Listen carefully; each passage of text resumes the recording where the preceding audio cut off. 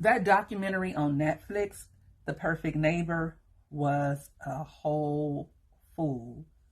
If you haven't watched it yet, go over to Netflix and go watch it and then come back so you can listen to what I think of it. And I know I may ruffle a little feathers with my review, but y'all, first of all, let me say this. It was a travesty all around. It should have never happened. And I think that the jury did the right thing by putting the perfect neighbor in jail for what she did. Now, if you haven't watched it, or if you have watched it, or if you don't plan on watching it, it's a lot of trauma. And sometimes these things can be hard to watch, but I think that they should be watched because it helps us to do things better moving forward. And I just think that you all should watch it for that sake. Susan Lawrence is the perfect neighbor. She actually unalived Ajike Owens. I'm sorry if I didn't pronounce her name right. Rest in peace, Ajike. And that's the catalyst for the movie. That's the whole premise behind everything. It seems that Ajike had children who were playing near, not in Susan's yard, but near her yard. And Susan didn't like that. Actually, it was an entire neighborhood full of kids. So, and like I said, you guys may not like my take on this, but I feel like none of this had to happen. I feel like on both sides, pride got in the way. And I think that law enforcement did not handle this correctly at all. I will say this. I feel like Susan had a screw loose, and that's no excuse. She didn't want to live in that neighborhood with people like that. So I don't understand. Why did you move over there? They were there first, if I'm not mistaken. Those children were first. It was a family type of neighborhood. It's the type of neighborhood where they lived in Florida. It's the type of neighborhood where kids play outside still. And this is at a time when we don't see that as much. So families all know each other on that street, and Susan was the odd man out. If I'm Susan and I'm looking for a home and I don't have children, I'm older, I work from home. First of all, when you go and look for somewhere to stay, you should go on the weekends and look and check out the neighborhood. You should look during different times of day. You should go see, and you should do your due diligence to make sure it's suitable for your needs, which Susan obviously did not do. Had Susan done so, she would have saw that this neighborhood wasn't suitable for her. She should have been somewhere with other seniors like her, without family members, single women like her. She seemed pretty, I wouldn't say bitter, but very rigid, like a curmudgeon, you would call her if she was a man. That old neighbor who's always mean to kids and get out my yard and get them. That's the way I took her to be. And this is all my opinion. I wasn't there. I don't know what happened. But when the sheriffs would come, that's the way they saw her, as someone who was making waves and someone who was complaining and making a big fuss over nothing. In the documentary, which was largely based on police cam videos, we saw how the police felt about her. The police were not on her side at all. And although they didn't have to be on her side, because Susan was complaining about children being in the area where she lived. She lived in a duplex. She did not own her own home. The area where the neighborhood kids would play was basically an area where that was like in the middle of where she lived and another duplex. So it was a big field, and the neighborhood children loved to go over there and play football. I don't know why they didn't do it in their own yard. I don't know why they didn't do it in another yard, because like I said, most people on that street knew each other and had lived there for a while, and there were lots of kids playing, so they could have played elsewhere. They really didn't have to play in the space where Susan lived, but they did so anyway. And the police was like, look, stay away from her yard, and basically that's it.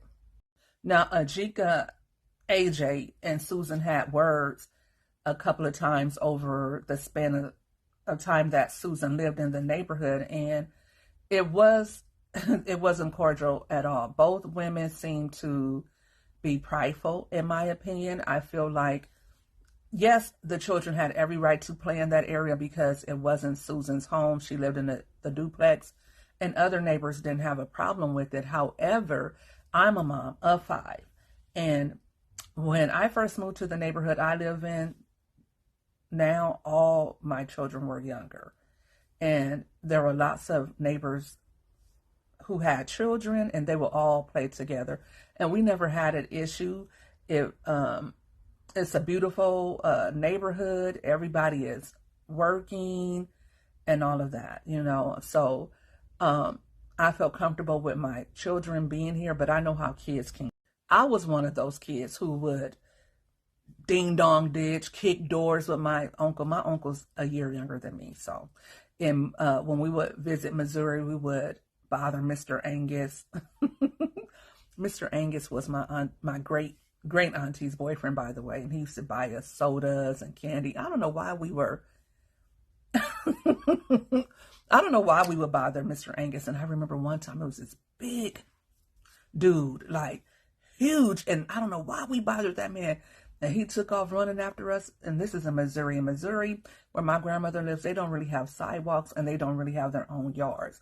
It just kind of all blends in together. So we're running and we're running and we're running through the back of the houses. Oh my gosh, it was so fun. Oh, to be a kid again. I don't know if Susan has children, but I do know she was living alone. She worked from home, and I do know that she did not like kids, especially around her home. Maybe she didn't mind it if the kids were outside playing, but she accused the kids of throwing things at her home, setting off her alarm, or they said she would set off the alarm to scare them. She said they would leave their things around her house, you know. And like I said, I loved being a child. We had lots of fun and we did lots of things, and I love the neighborhood I live in because my kids were able to play with other kids. But I'm also the type that I don't want you sitting in front of my sidewalk. I don't care if I don't own the sidewalk. I don't want the riffraff in front of my house. I don't want you just walking on my lawn. I don't want that. When you're a homeowner or a renter, such as in Susan's case, you are only given jurisdiction over the land that your house is on and maybe your yard. The sidewalk belongs to the city. The sidewalk does not belong to you. But still, like I said, I don't even like when people park in front of my house. I don't say nothing, but I don't like it.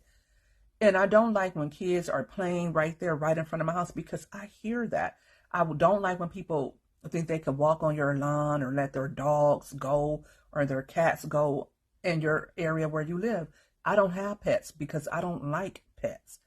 For that reason, they poop everywhere and pee everywhere. I don't like that. So I don't want somebody else allowing their pets to do that. And it's not a big deal, but it's an issue for me. Well, it is a big deal. It's unsanitary. And I don't want that going on in my yard. So people have to respect their neighbors. You have to be a good neighbor. And like I said, kids were just being kids. Kids were having fun at a time when kids are sitting inside playing with their iPads and on the cell phones all day.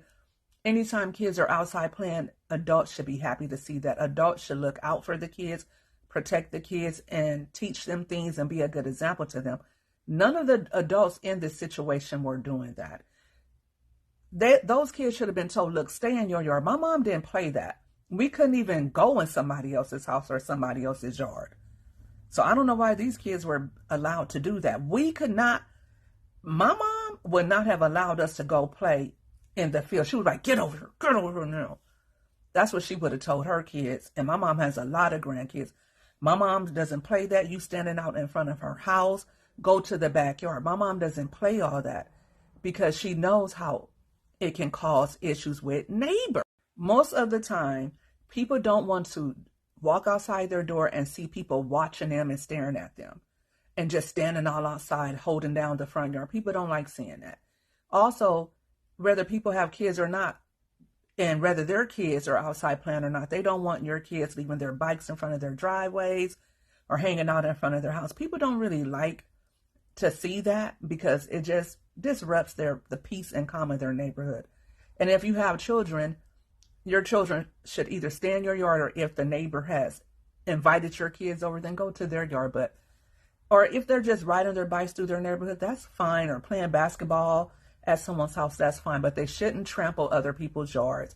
Even if it's a home that's not owned, even if someone is renting, people should be entitled to respect and should be able to live somewhere without a bunch of BS. But Susan, when you saw all those kids, again, like I said, you saw all those kids in that neighborhood and you saw that the police wasn't really doing much about it. You should have just moved. You should have moved.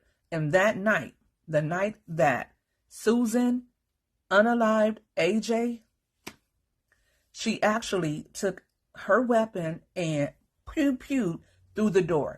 Didn't open the door, just called the police and said, I'm scared. I'm scared. She had already called the police about 2 minutes before, and the police said they were on their way. And so what happened that night is AJ went boom, boom, boom, boom, boom, boom, boom, knocking on Susan's door because her kids said, look, Mom, we were over there playing in the field where Susan lives, and she took my skates, or she took my iPad or whatever. So Mom goes over there like mama bears do, like I would have done, like, girl, baby, I would have went up for the barbs. However, I'm older, and AJ, I think, was in her 30s. I'm almost 50. So I know a little bit about life. My mom actually taught me that, to respect others, to respect our neighbors, not to make waves with the neighbors. We're supposed to get along with people. We're supposed to be neighborly. And if your neighbor has an issue with something and you can avoid it, avoid it. So I actually wouldn't have went knocking on her door, because when you go to somebody else's house, when you go knocking on somebody else's door, you don't know what can happen. I would have called the police. I would have called the police and involved the sheriff and allowed them to handle whatever happened, because now things are getting out of control. When your kid comes home and says, Mom, that crazy lady across the street took my iPad, then now it's escalated at this. But do you guys see how all of this could have been avoided? Do you see how Susan shouldn't have moved in that neighborhood, because it was already established? This is a kid-friendly neighborhood. All the neighbors know each other. We all know each other's kids. It's about 20 kids outside riding bikes, having fun, doing what kids should be able to do. Susan, you should have left once you saw that it wasn't your type of party. You were wrong for that. You were wrong to take your weapon after the police told you they were on their way and do that to that woman in front of her kids. This should never have happened. AJ, rest in peace. I wish you calmer heads or cooler heads could have prevailed and you could have thought about it a little bit longer. In the past, Susan said that AJ threw a yard sign at her. The night of the incident, Susan says that AJ was bang, bang, banging on her door and she was in fear of her life. The words they always use to justify unaliving us. Please. And in Florida, they have that stand your ground law. So Susan thought that she would or could use the stand your ground defense. Honey, they did not let her do that. For once, the police did the right thing. The district attorney did the right thing, and they brought homegirl up on charges, and the jury did the right thing, and they convicted her bitter Betty Karen self, and she has to do 25 years in prison, and rightfully so. Let me get that clear. You don't do that. You don't take the law into your hands, and for something as petty as that, you don't take a mom's life. But like I said, I think that we live in a time where we should understand that everybody doesn't think the same. Susan didn't think like the rest of her neighbors. She didn't like kids, and she thought she was right. And she may have been right about, hey, listen, I don't want you guys throwing footballs in my area. You guys are leaving skates, you're leaving toys. I know this area is pretty much a free-for-all, but I live here and you're being loud. I work from here. Can you please go across the street to your yard? I don't think that was a difficult ask, and I don't think that was something that she shouldn't have been granted. I don't. I don't think that it was worth taking somebody's life, taking a mother from children, causing all that trauma because the child saw this happen to his mother and saw his mother laying on the ground. She had like 3 or 4 kids, AJ. I don't think any of that, the kids playing, I don't think any of that should have happened. I don't think that Susan made the right choice. But I want us to understand, number one, we all don't think alike, so respect each other. 2, some of us are dealing with neurodivergent issues. I don't think Susan was insane, but I do think she had some more girls up in that house. You know what I mean? And I think that probably caused her to react the way she did and to make the choices that she did. I didn't say she was insane, and I didn't say that her actions should be excused by the way she thinks. However, that was the driving force for, I believe, what happened that night. And so because we don't know what people are thinking and we don't know how people will react and respond, we got to be smart and we got to think ahead and we got to use our brains. And that's why this is important for me to talk about, and I wanted to talk about it with you all. However you feel about the subject, however you feel about the incident that happened. Yes, the woman is rightfully in jail. No, she shouldn't have done that to AJ. AJ should still be here, but I want us as mothers, as parents, to do all that we can to protect our kids and to make sure that our kids are not in harm's way and that we are teaching them and showing them to respect each other. The neighbor doesn't like you over there, we have our own yard, play over here. Or the other neighbor will let you play in that yard, go down the street and play over there. Don't infringe on someone else's rights. And also don't bother neighbors, don't cuss at them, because that's what was happening. And I know it was what was happening. Like I said, I've been a child before. My mother's into it with the neighbor's pissing us off, the neighbor's bothering all the kids, the police are on our side. Oh, we're going to give it to you. We're going to torture you every day. The more it's making you unhappy, the more we're going to come over here, play football, make noise, scream, yell things at you. Lastly, pride always comes before a fall. It doesn't matter who was right or wrong. Susan is in jail. She's old, so 25 years for her may look like she's never coming. She'll never see freedom again. And AJ, she's gone and her children are left without a mother. So who won in this scenario? Nobody won. Nobody won. And the neighbors left behind have this trauma to live with. Every time they go outside, they'll remember the night that AJ had her life extinguished and she was strewn out on the lawn, and they were all praying that she would make it back home to her children. I feel like it's the saddest thing that ever happened. She was a young woman. Her mother was just so disheartened by what happened to her children. Oh, the way they broke down in the film. It was so awful. I felt so bad for her. And I just wish that she had called the police that night and let them handle it. Did you watch The Perfect Neighbor on Netflix? Let me know your thoughts. Do you think that, well, I don't want to know if you think that Susan was justified, because a jury of her peers already said that she wasn't, already convicted her, and already jailed her. But do you think that something could have been done different so that this would have never happened, so that AJ would still be here with her children? What do you think could have been done differently, or do you think that she did everything right? And I would also like to say, it doesn't matter who's right or wrong in a situation. Do what is best. As far as it is up to you, be at peace. That's from the good book. As far as it's up to you, be at peace. It doesn't matter if my neighbor is wrong. For peace sake, I'm going to do what I need to do to make sure that I'm living healthy and happy, and my kids are too. Thank you guys for watching. Please like, share, and subscribe to my channel. Also, listen, if you would like to join and become a member of my channel, it's only $2.99, and you get access to exclusive emojis, exclusive content, and we just have a ball over here, honey. Support my channel if your heart desires. And if you made it this far, please subscribe to my channel if you're not already doing so. Thank you guys. Oh yeah. Hype up my channel. You can click that button down there by the comments. Just slide it all over. Just scooch it on over and hit that hype button for me too. That helps my channel grow. I appreciate you all for watching. Stay blessed and stay in perfect peace.